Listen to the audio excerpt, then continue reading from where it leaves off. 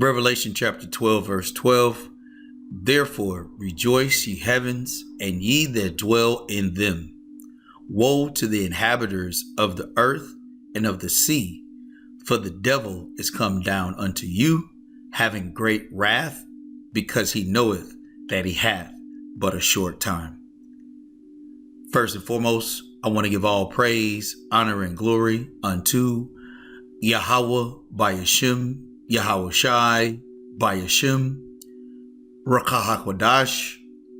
Double honors to the apostles, the bishops and elders of Great Millstone, who rule and teach well. And peace and salutation unto the hopefully elect, the 1/3 of Yashar Allah, upholding the law, statutes, and commandments to the best of their ability. Peace and salutation. This is the brother Bakwasha. And I want to go over Revelation 12 and 12, talking about, these devils, okay, these deceivers, okay, of truth of Yahweh by Shem Yahweh Shai, having great wrath because they know that they have but a short time. And that wrath that they're continuing to push is really the oppression and the rebellion and the blasphemy, okay, of Yahweh by Shem Yahweh Shai in Babylon, aka America. And some of the things that have been done have come through the presidency. And I say that because America in itself, Babylon, aka America in itself, is a corporation. Okay. And so at the helm of every corporation, there's a president, but behind that president, there are families, okay, elite banking families, corporations that actually drive the actions of this society. And so just wanted to kind of go into this short time. And here, I'm going to play a video, and I got a couple of things that I'm going to bring out about Trump. But in his first 100 days, there have been record-setting legislations and executive orders that have been pushed through without the participation of Congress. There's been the development of Doge. There's been the deportation, okay, of Israelites, so-called Latinos, okay, and really anyone that now this legislation deems that fits into that category to be deported. And they're even paying people to actually leave on their own. And so all of this great wrath is because he knows that prophecy is being fulfilled. And a couple of the scriptures that we're going to go into, it reflects that this is a temporal kingdom. This is not an everlasting kingdom. Okay. And so I'm just going to play a quick clip of this, go through a couple of the first 100 days here in 2025, and then Trump's first 100 days in his first presidency, just to contrast the two and to see the noticeable changes. And then we'll bring out a couple of other precepts, and Lord will, it'll be edifying for the elect. Now, as we've been discussing, despite some worrying economic results, President Trump has been taking a victory lap to mark the first 100 days of his second term, going so far as to say his success surpasses any in U.S. history. We're here tonight in the heartland of our nation to celebrate the most successful first 100 days of any administration in the history of our country, and that's according to many, many people. Well, perhaps not according to our next guest, the presidential historian Timothy Naftali, who puts the Trump presidency in full context for Walter Isaacson. Thank you, Chris John and Tim Naftali. Welcome back to the show. Thank you. Pleasure to be with you, Walter. So we're at the 100-day mark of this second Trump administration. What's your take on it so far? I think we should assess the Trump 100 days in light of the gold standard for 100 days. You know, that whole term comes from the first term of Franklin Roosevelt. And Franklin Roosevelt's main theme was to banish fear from the American space. He wanted to restore the American people's confidence in American institutions, banks, the federal government. He wanted Americans to feel that they had some predictive capacity over the future. And by those standards, I think Donald Trump has done the opposite. I think Donald Trump has tried to introduce fear into the American space, fear among American universities, fear among American law firms, fear among international students and recent immigrants, fear among members of the Republican Party on the Hill. So in that sense, the 100 days that we have witnessed, which have been as active and revolutionary as FDR's 100 days, have had the exact opposite objective. And I think that's why it'll be safe to say that liberal and conservative historians in the future will look upon these 100 days as destructive. Right. And so, of course, they're going to be destructive because this society in itself is based off of fear. Okay. Fear of Esau, the so-called white man, fear of the ramification of this society, fear of not fitting in. But the reason why I wanted to play this quick clip is because it shows that everything that this legislation is doing isn't to create a better, to quote unquote, make America great again. Okay. It is to implode America. It is to usher in a third world country and to continue to steep that fear that was really started from the Ovid. Okay. And to keep people in a more of a controlled state of mind. Going right back to the scripture in which I read, it says, therefore rejoice ye heavens and ye that dwell in them. Woe to the inhabitants. Woe means destruction. That's exactly what Trump is bringing in that legislation and those bankers that are forwarding this agenda. Woe to the inhabitants of the earth and of the sea, for the devil has come down unto you having great wrath. Let's get this word here, great wrath, real quick. It says, because he knows that he hath but megas, right? A short time. Strong's G 2372. Fumas. Okay. It says passion, angry heat. Okay. Anger, forthwith boiling up and soon subsiding again. Okay. So it goes into fierceness, indignation. Okay. And so when we look at some of these first 100 days of Trump's second term, okay, what you're gonna see here is almost double of the input that was in his first term. Okay, and what you're gonna see is that fear was really pressed towards all facets of society because he has but a short time. He's looking to create this new world agenda. That means that everyone has to be under the same umbrella. It means everyone has to have a digital device. Everyone's digital methods have to be online.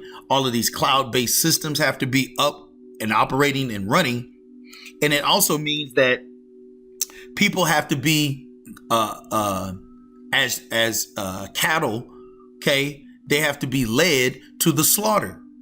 And that's exactly what's happening. Okay. Because ultimately Esau, the so-called white man, wants to disembark from society as a whole completely and have it run autonomously, just like the AI, just like autonomous vehicles. He wants this society to just be his enterprise.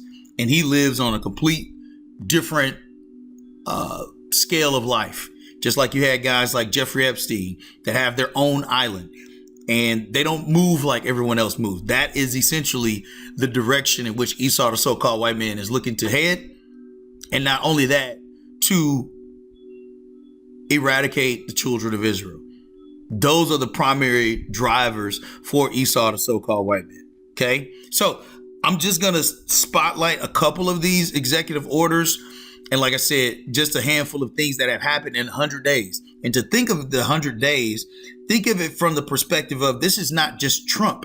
These are committees. These are dozens and dozens of committees that already have these executive orders already lined up in order for these legislations to be implemented. Okay. And this is a part of that fear. And Lord we'll get into some of these draconian measures that have gone on as well. But let's look at the first part. Executive orders, 139 signed. Okay. And we're just going to touch a couple of them. The drug cartels and terrorist organizations. Okay, 25% tariffs on Mexico and Canada, 10% on China. Okay, established Department of Government Efficiency led by Elon Musk. Okay, spending cuts and layoffs. Okay, which did what? Depleted the jobs. Okay, reinstated Schedule F to remove civil service protections, enabling mass firings of federal employees. Once again, more fear. Why? Because there's a short time. All right.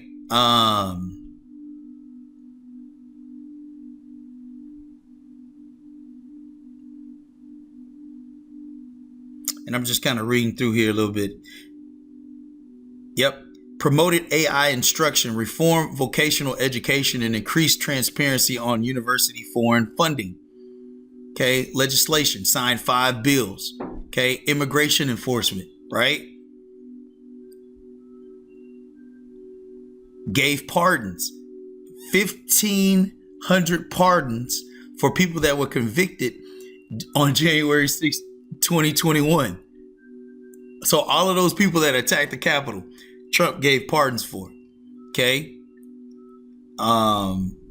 Launched mass deportation program, arresting 538 illegal aliens. Okay. Which everyone here in this society are illegal aliens because the earth has been created for our sakes.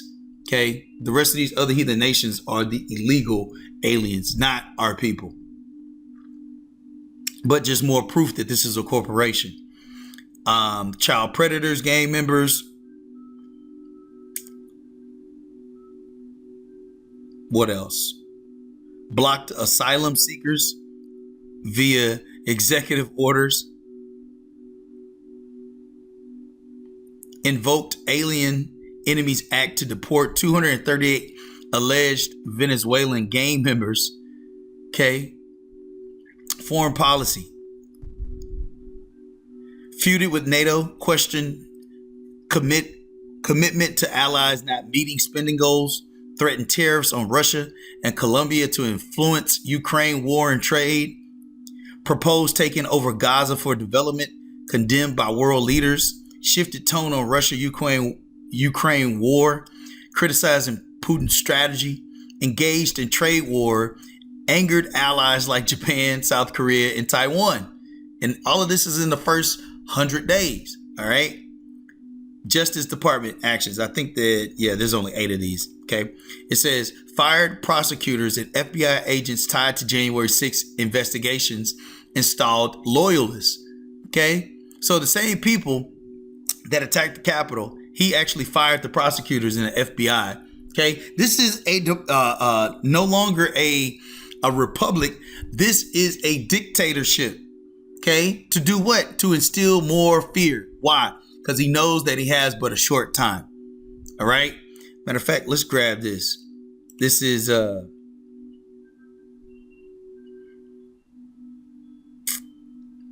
Daniel 7:25. It says, and he shall speak great words against the Most High, and shall wear out the saints of the Most High, and think to change times and laws, and they shall be given into his hand until a time and times and the dividing of times. And that's exactly what's happening. He's changing times. He's changing laws. Okay. Why? Because he has but a short time.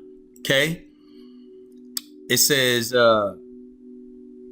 drop corruption charges against Mayor Eric Adams, ended Biden's Russian oligarch asset seizure task force, federal government overhaul, fired inspectors general across agencies, eliminated Office of Global Change, overseeing climate talks. It came in here and just started wreaking havoc, man. Let's see here. Check this out. Secured $1 trillion in private sector investments. You know what those private sector investments are the people that are now going to start running this society. No longer voting or constitution. All of that's thrown out of the window because he's changing times and laws. And it's not just him. Okay. He's just He's just the puppet. Okay, everyone else, they're all in league with these changes. So secured $1 trillion in private sector investments, including $500 billion. That's what it be for AI infrastructure. Okay, where is all of this leading? The charagma. Okay, so that's why fear has to be at the forefront. Okay. American space. He wanted to restore the American people's confidence in American institutions, banks, the federal government. He wanted Americans to feel that they had some predictive capacity over the future. And by those standards, I think Donald Trump has done the opposite. I think Donald Trump has tried to introduce fear into the American space, fear among American universities, fear among America. Hell yeah, because those loans that college students have, now they're garnishing their checks in order to recoup that money. You see, because college in itself is a scam anyway. Okay, this whole society is a scam. Okay, it's a ruse. Okay, you got to look at what Yahweh Shem Yahushua has given Esau, the so-called white man. Okay, and that scripture says once he was loosed, okay, he went out to the nations to what? To deceive. Okay.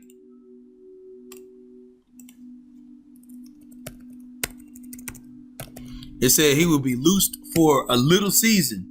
Okay. What's that? Revelation 20. Yep. This is Revelation 20:3. And cast him into the bottomless pit and shut him up and set a seal upon him that he should deceive the nations no more. So deception is all a part of this whole society and system. Okay. Till the 1,000 years should be fulfilled, which is right around 1400s. It says, and after that, he must be loosed a little season. Revelation 20:7. And when those 1,000 years, okay, because we just talked about that in Revelation 20:3, and when those 1,000 years are expired, Satan shall be loosed out of his prison. Okay, to do what? And matter of fact, I want to say it's the next verse.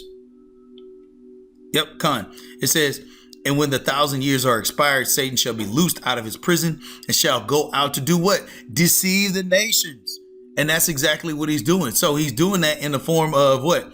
Telling people go to, college, get a degree from these indoctrination systems, and then try to fight for a job against AI.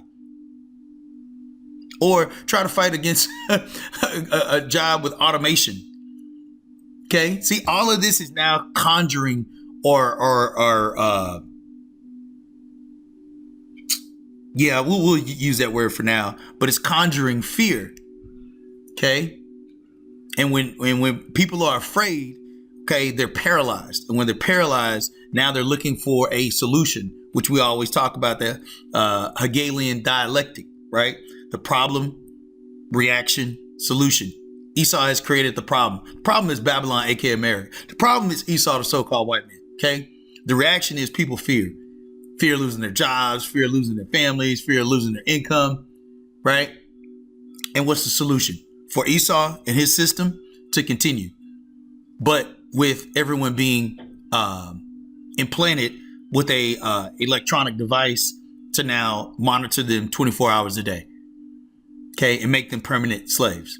All right. So let's play this last part, but I wanted to just make that point about the deceiving, because even, FDR, none of these clowns are here permanently to make this society any better. Okay. They're the wicked. That's all they know how to do. Okay. But as far as, what Trump is doing now based on these elites, he's just continuing an agenda that was already set up from the very beginning. Okay. To deceive the nations. Okay. Including his own. All right. Which ain't really a nation anyway. It's just a corporation. Okay. In law firms, fear among international students and recent immigrants, fear among members of the Republican Party on the Hill. So in that sense, the 100 days that we have witnessed, which have been as active and revolutionary as FDR's 100 days, have had the exact opposite objective. And I think that's why it'll be safe to say that liberal and conservative historians in the future will look upon these 100 days as destructive. As destructive, because he knows that he has but a short time. Okay, let's finish the rest of Revelation. Yep. Select, that's not the one I'm looking for. Yep. It's Revelation 20:8. And shall go out to deceive the nations which are in the four quarters of the earth, Gog and Magog, to gather them together to the battle, the number of whom is as the sand of the sea. Okay, so let's wrap up this last part, because we were talking about the AI infrastructure, and then let's read this last part about federal government overhaul. It says, banned Associated Press from White House events over Gulf of Mexico renaming dispute. He changing times and laws. Okay, see, that's the power. As scripture says, the earth has been given into the hand of the wicked. He now has the carte blanche, okay, to rename, name, change laws, do all of this to potentially fulfill his enterprise. Okay, last part. It says public engagement.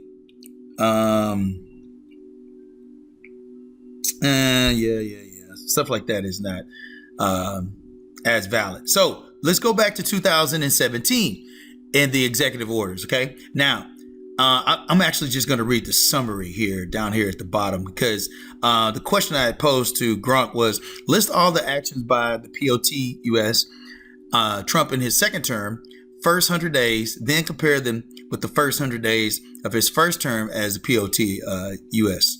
Okay, so here's the comparison. And I just wanted to go over that first part to give a example. So it says volume and scope of executive actions. Second term, 139 executive orders, 39 proclamations, 42 memorandums, a record-breaking pace. And this is what really spawned the lesson, is because why would all of these executive orders be so necessary, and compared to his first term, which was 30 executive orders? First term was 30, second term was 139. It says a record-breaking pace. Well, we read it. It says, therefore rejoice, ye heavens, ye that dwell in them. Woe to the inhabitants of the earth and of the sea, for the devil is come down unto you, having great wrath, okay, because he knoweth that he hath but a short time. This is it for Esau, the so-called white man. Just like it was with Operation Warp Speed, right? Everything now has to be done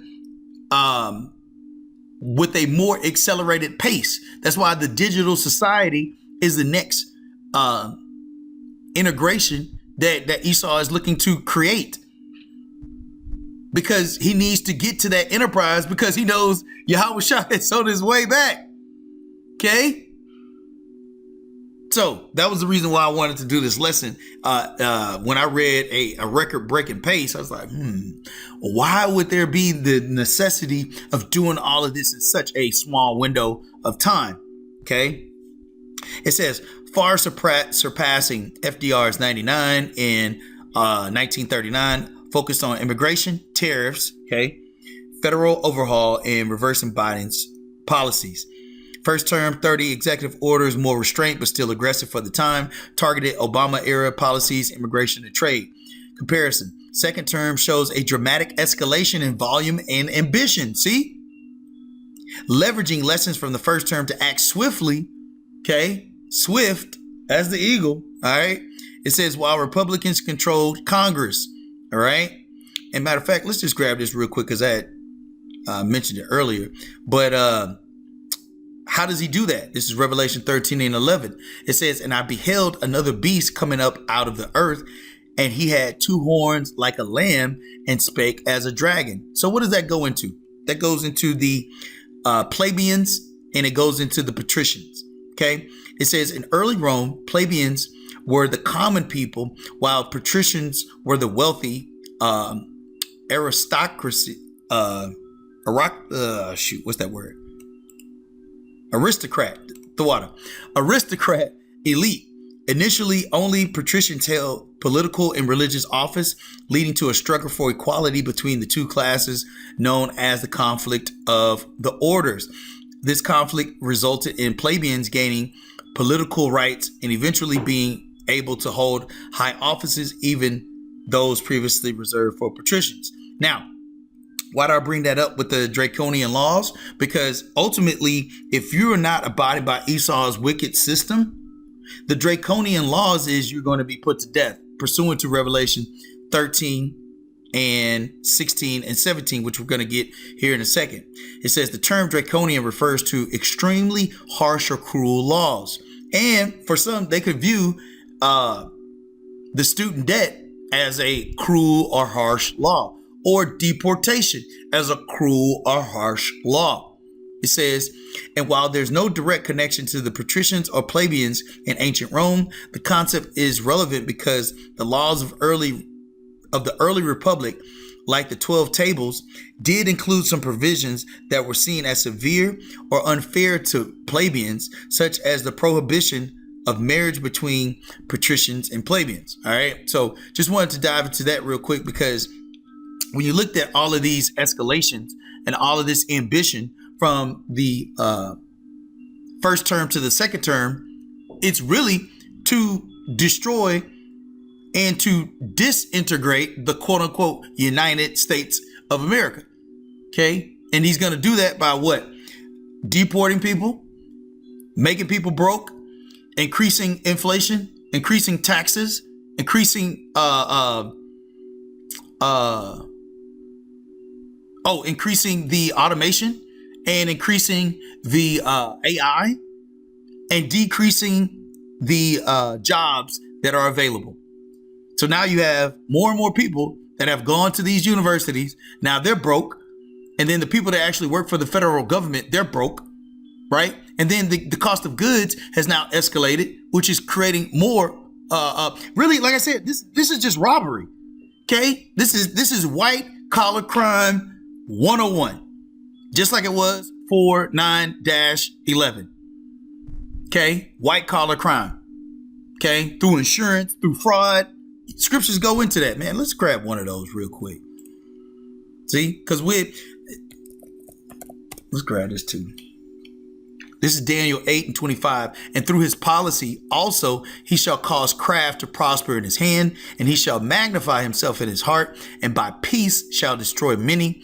He shall also stand up against the prince of princes, but he shall be broken without hand. So Yahweh Shai is going to come back and destroy him. But these policies, just like it was in ancient times, okay, Alexander the Great and, all of these other leaders at that time, they used policy, okay, laws, okay, to do what? To cause craft to prosper, okay? And how do you cause craft to prosper? Well, you take away the jobs, okay, and you start taking people's money, right? And you break people down, okay? And every turn. And then here's the thing, and I think I mentioned this on another lesson. Gas prices still haven't gone up yet. See, it's just food escalation, okay? And then the farmers, they're being what's the word? They're being basically pushed into a corner, right? To where now their land that they once had, they're not able to pay. So now the government is getting all types of land for dirt cheap. This is robbery, man. One of the attributes of Esau, the so-called white man. Okay? It says policy, prudence, insight, prudence, good standing, cunning, craft in a bad sense. Okay? And that's why, Esau pays all these lawyers so much money to really pass these laws. Okay? So let's wrap this up real quick, because I don't think there's much left on here either. Yep. Good. Let's just wrap this up. 2, legislative success. Second term, only 5 bills signed, with Lakin-Riley Act as main substantive law. I don't think that was covered too much. First term, 28 bills, mostly minor regulatory rollbacks. Okay, yeah, this is the point I wanted to bring out from point number 2, legislative success. It says comparison. First term had more bills but less impact. Second term prioritizes executive power over legislative battles. And the reason why this is so important is because it's no longer a quote unquote Congress, right? It never really was, but now it's more of executive power, a dictatorship, okay? Reflects a stronger GOP, blah, blah, blah, blah. Immigration. Second term, aggressive mass deportation program, border emergency, and end to birthright citizenship reported 90% drop in crossings. So instead of first term travel ban, a border wall push, and expanding ICE enforcement, but less intense than second term scale. Second term's immigration actions are broader and more militarized, building on first term's policies with greater urgency, okay? And resources. Why is it so urgent to get, so-called Native American, so-called Latinos out of the country? Okay? Because that's money that's being paid under the table. Okay? And now with the Doge, right, the efficiency of government spending, okay, Babylon is looking to recoup all of those, all of that debt that it has built up over the course of time. I think the society's debt is, Babylon's debt is at what, like 36 trillion or something like that? Okay? Horrible. Foreign policy. Let's just read the comparisons. Okay. It says second term is more radical, alienating allies and embracing mercantilism, while first term balanced disruption with some restraints. Federal government overhaul. Yeah. Let's read this one a little bit. It says created Doge, fired thousands via Schedule F, and targeted disloyal officials, aiming to dismantle bureaucratic structures. First term, focus on deregulation and minor structural changes with less emphasis on mass firing or loyal purges. Second term's overhaul is unprecedented in scope. Unprecedented. Never been done before with this type of ambition and speed and cuts in scope, reflecting a bolder vision to reshape government informed by its first term frustrations, right? Well, because why? There's no time left. Okay? There's no time left in the hourglass. Babylon's about to be destroyed, man. This is, let's read this. This is Exodus 3:9. It says, now therefore, behold, the cry of the children of Israel is come up unto me, and I have also seen the oppression wherewith the Egyptians oppress them. Because that's what all of these legislations are doing. This is a true form of oppression and corruption. And matter of fact, I don't even think I got that word that I was looking for, which was fraud. Okay? Because I went into his policy, but let's go into the fraud. Okay? Old Testament and New Testament. It says his mouth is full of cursing and deceit and fraud. Under his tongue is mischief and vanity. Behold, the hire of the laborers who have reaped down your fields, which is of you, kept back by fraud, crieth. And the cries of them which have reaped are entered into the ears of the Lord of Sabaoth. Okay? So that fraud is deception. Okay? And those laborers are the people in which are now being fired. People that are now being deported. Okay? Because why? Everything that's coming out of Esau's mouth, whether it be his policy, his changing laws and times, anything that he speaks is going to be cruel. Okay? Because it's going to be draconian. It's going to be left wing, right wing, same bird. Okay? So these are the unprecedented things to do what? Oppress the children of Israel. Because ultimately, Esau don't care about his own people. All of this is being done to get back at Yahweh B'Shem Yahushua, if he could. Okay. Public perception. Second term enjoys slightly higher approval. We don't need that. Judicial and legal challenges. Second term sees more aggressive legal battles, while willingness to challenge judicial authority, reflecting a hardened stance, right? Yeah. So here's the last point, and then we'll wrap up.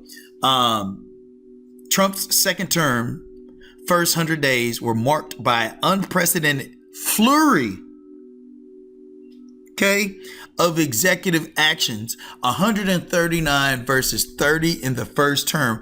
Executive actions, meaning he didn't care whether or not Congress was in agreement or not. We're just going to run it. Okay? Because he has his instructions by his elites, okay, which are the same banking families, okay, that terrorize this whole earth that Yahweh Shemi Abshai is coming back to destroy, okay, and put in slavery.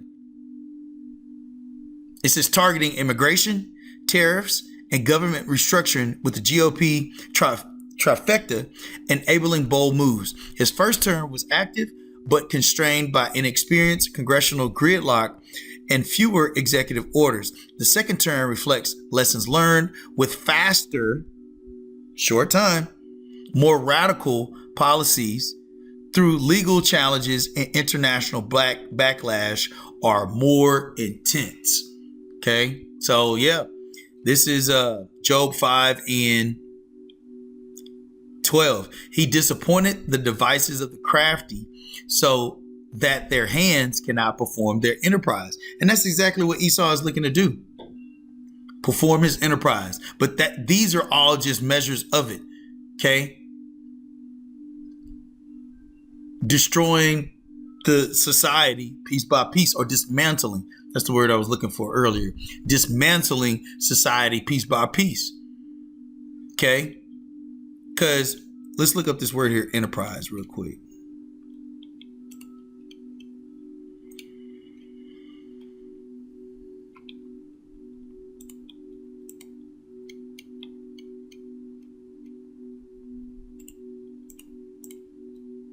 Strong's H, 8454. Tushia. Tushia. Ability, undertaking, enterprise. Okay, let's just grab the definition of the word.